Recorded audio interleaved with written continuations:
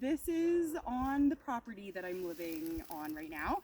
And as soon as we moved in June, I started seeing, oh my goodness, wow, we have some beautiful elder trees on this property. So there's 3 of them, and right now the berries are just ready.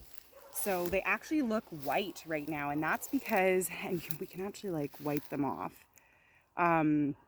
So that white is actually a yeast bloom on the berry. But when you wipe it off, you can see it's quite a dark blue.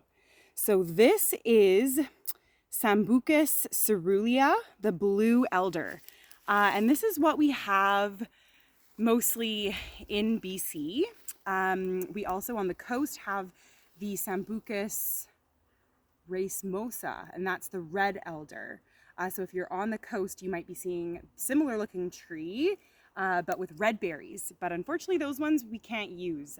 They've got a bunch of poisons in them.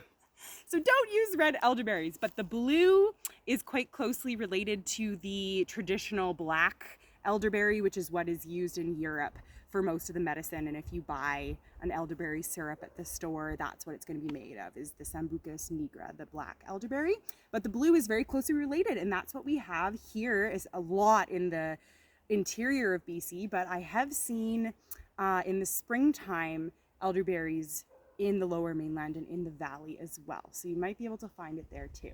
So we are going to be making some elderberry syrup today, and I've actually never made this before, so we're all going to learn together. But yeah, I just wanted to show everyone what this tree-like shrub looks like. So this species can get quite tall, and we are at end of August, and the berries are just perfectly ready to be used. And something that is really lovely about the elder tree is all the folklore and the magic around this tree. So in Harry Potter, there's a lot of wands that are made out of elder branches. It's said to have magical properties, and elder is also said to have the spirit of a wise woman, or like a wise old herbalist, Eldermore, and it's very important that you're very respectful of her because she has a short temper. So if you are not honoring her when you're harvesting, it's said that your remedies could actually make you sick and make people sick, which I just love. So I've been slowly building a relationship specifically with this tree this year, and in the springtime, I'm actually just gonna pop over here, I made some honey with the blossoms. So the flowers and the berries are lovely medicine, and I'll talk more about the medicinal properties later. But in the springtime I came, and I asked, may I harvest some flowers? And a little bird started singing like right when I asked that, and I took that as a yes. So I'm also going to take a moment to ask her today if we can harvest the berries. All right, see you in a minute.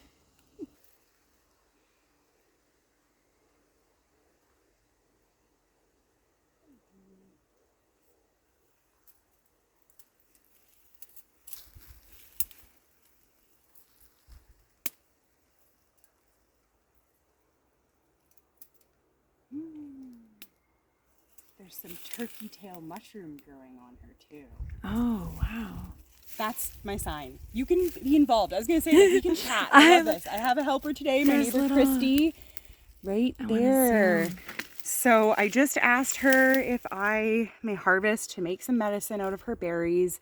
And I looked over and I saw this turkey tail mushroom, which I'm taking as my sign, because turkey tail is such wonderful medicine as well. So clearly this tree is meant to be being used for medicine. So how neat is that? That's awesome. Cool. Beautiful.